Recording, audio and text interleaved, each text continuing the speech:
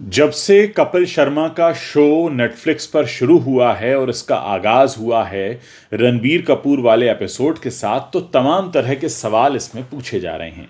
एक सवाल यह है कि जब रिद्धिमा आई, नीतू आई, रणबीर कपूर आए, तो फिर रणबीर कपूर की जो बेटर हाफ हैं आलिया भट्ट, वो क्यों दिखाई नहीं दी? जब पूरे परिवार की बात हो रही थी तो पूरे परिवार में तो वो भी आती हैं।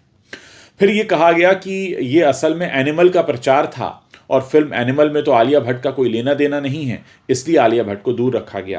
कुछ लोगों ने यह भी कहा कि आलिया भट्ट ने इस शो के नाम पर बहुत मोटी फीस मांग ली, क्योंकि ये एक बहुत बड़ा इवेंट बन जाता कि एक साथ कपूर परिवार उनकी नई नवेली बहू के साथ, हालांकि अब नई नवेली नहीं रही हैं वो, तो इसके लिए बहुत पैसा मांगा आलिया भट्ट ने, और वो पैसा क्योंकि नेटफ्लिक्स अफोर्ड नहीं कर पाया, इसलिए आलिया भट्ट वहाँ नहीं आई। कहा यह भी गया कि आलिया भट्ट के पास डेट्स नहीं थी।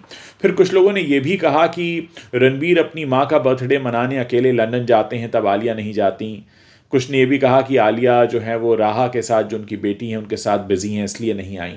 लेकिन दोस्तों, आप इन सारी बातों को एक नए तरीके से समझने की कोशिश कीजिए कि आपके सामने जितने भी तमाशे क्रिएट किए जाते हैं, देखिए, जब कैमरा सामने लगता है और एक शख्स कैमरे के सामने बैठता है, तो वो कुछ ना कुछ आपको दे रहा होता है, परोस रहा होता है, बेच रहा होता है, कुछ कन्विंस कर रहा होता है, कुछ कम्युनिकेट कर रहा होता है। और कम्युनिकेशन का ये बिजनेस अगर एक नेटफ्लिक्स जैसे ओटीटी प्लेटफॉर्म पर हो, जहां पर एक दिन का लाखों रुपए चार्ज करने वाले ऐसे बड़े सितारे बैठे हों, तो इसके पीछे एक ना एक एजेंडा भी होता है जो आपके सामने रखना होता है।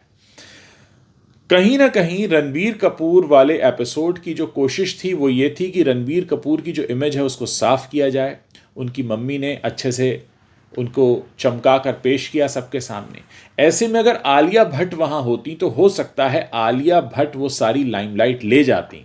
अब देखिए, जितने 3 लोग आपके सामने बैठे थे, चाहे वो रिद्धिमा हो, नीतू हो और रणबीर हो, उनमें अगर आज की डेट में एक्टिव स्टार कोई कहा जाएगा तो रणबीर कपूर हैं। इसलिए सारा का सारा फोकस रणबीर कपूर पर था और जाहिर है सबने रणबीर कपूर की बातों पर ध्यान दिया।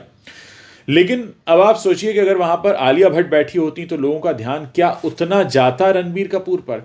क्या उस लेवल का पीआर हो पाता? क्या उस लेवल की जो वॉशिंग मशीन में से निकाल के उनको रखा गया कि देखिए बहुत चमकदार हैं ये, इनमें तो कोई गलत आदत ही नहीं है, ये कुछ गलत काम करते ही नहीं हैं, जैसा कि उस पूरे एपिसोड का पूरा जो एक कम्युनिकेशन था वो यही था।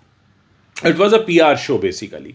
तो क्या वो उस तरह का पीआर शो हो पाता? इसलिए तमाम तरह की खबरें आई हैं, चाहे ये कहा जाना हो कि आलिया भट्ट ने मोटा पैसा मांग लिया, उनके पास समय नहीं था, या वो साथ में आना नहीं चाहती थीं। लेकिन जो उसके पीछे का जो असल सच है, वो सबसे बड़ा सच ये है कि अगर आलिया भट्ट वहाँ पर मौजूद होती तो जिस तरीके का फोकस रणबीर को मिला, जिस तरह से वो रणबीर कपूर का पीआर शो बन गया, वो नहीं बन पाता, और इसलिए रणबीर कपूर की पत्नी आलिया भट्ट को भी उससे दूर रखा गया। ये सारी बातें आपको कोई इस तरह से कभी बताएगा नहीं, क्योंकि बहुत हिम्मत चाहिए होती है इन सारी बातों को सामने आकर बोलने के लिए। लेकिन सबसे बड़ा सच यही है कि जब किसी एक शख्स का पीआर करना होता है तो उसके आसपास कोई दूसरा उसके लेवल का सितारा नहीं होना चाहिए, नहीं तो लोगों का ध्यान भटक जाता है, फोकस नहीं बन पाता है। और साथ में नेटफ्लिक्स को एक ये भी था कि उनकी फिल्म एनिमल का प्रचार हो जाए, क्योंकि एनिमल नेटफ्लिक्स ने खरीदी है मोटा पैसा देकर, तो वो चाहते हैं कि एक तरह से वो एनिमल का भी प्रचार हो। तो ये वो सारी बातें हैं जो दोस्तों आपके सामने को इस तरह से रखता नहीं है, लेकिन मेरी कोशिश रहती है कि मैं बॉलीवुड के सारे जो सच हैं, जो छुपी हुई बातें हैं, जो आपको बताया कुछ जाता है, दिखाया कुछ जाता है, वो मैं आपको अंदर की तह से निकाल कर सामने इस तरह से रख सकूं, जिससे आपको ये समझ में आए कि आपके लिए जितने तमाशे क्रिएट किए जाते हैं, इन सब के पीछे एक बहुत बड़ा तयशुदा एजेंडा होता है।